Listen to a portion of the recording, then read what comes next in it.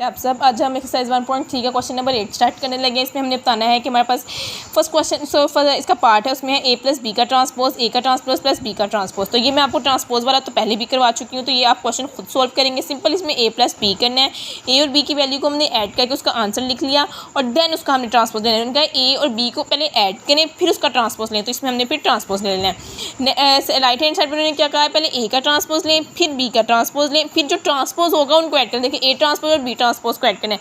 यहाँ पे मैंने ए का ट्रांसपोज लिया फिर बी का ट्रांसपोज लिया एंड देन उसको ऐड करके उसका यहाँ पे आंसर लिख लिया। इसमें भी सेम वही है, अगर left hand side right hand side के इक्वल आ गई तो हमारा आंसर बिल्कुल एक्यूरेट है।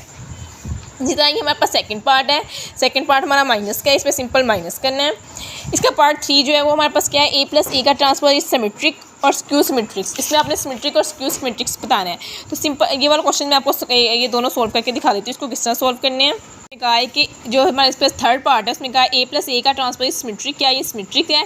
हमने सिंपल यहाँ पे ए लिखना है। ए की वैल्यू हमारे पास है 1 2 0 1, ये हमारे पास ए की वैल्यू है, ठीक है। उसके बाद हमने इसका ट्रांसपोज लेना है, तो ए का ट्रांसपोज लेंगे। ट्रांसपोज आपको पता है changing of the rows into column and column into row, 1 0 2 1, तो ये हमारे पास इसका ट्रांसपोज आ गया। अब उनका ए और ए का ट्रांसपोज को ऐड करें तो हम लिखेंगे ए प्लस ए का ट्रांसपोज। तो सिंपल हमारे पास जो ए वाली वैल्यू है 1 2 0 1, इसको आप ऐड कर लें,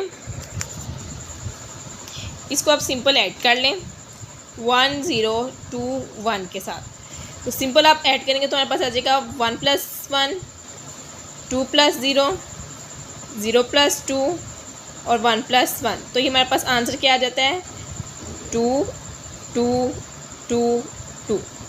अब ये देखें इसमें हमारे पास क्या है, पॉजिटिव है, मतलब कि हमारे पास डेफिनेशन में हमने यही पढ़ा था कि ए का ट्रांसपोज लिया जाए, लेकिन वो ए के मतलब ए सिमेट्रिक हमारे पास क्या होता है कि ए का अगर हमें ट्रांसपोज भी लें तो वो हमारे पास ए ट्रांसपोज के इक्वल ही आना चाहिए।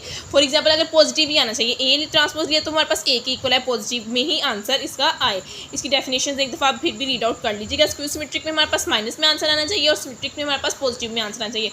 और देखिए ये सारा पॉजिटिव है तो इसका मतलब ये हमारे पास क्या है, सिमेट्रिक है। और अगर इसके साथ नेगेटिव आ जाए, फॉर एग्जाम्पल इसी के क्वेश्चन में हमारे पास यहाँ माइनस आ जाए तो ये हमारे पास क्या हो जाएगा, माइनस ए हो जाएगा।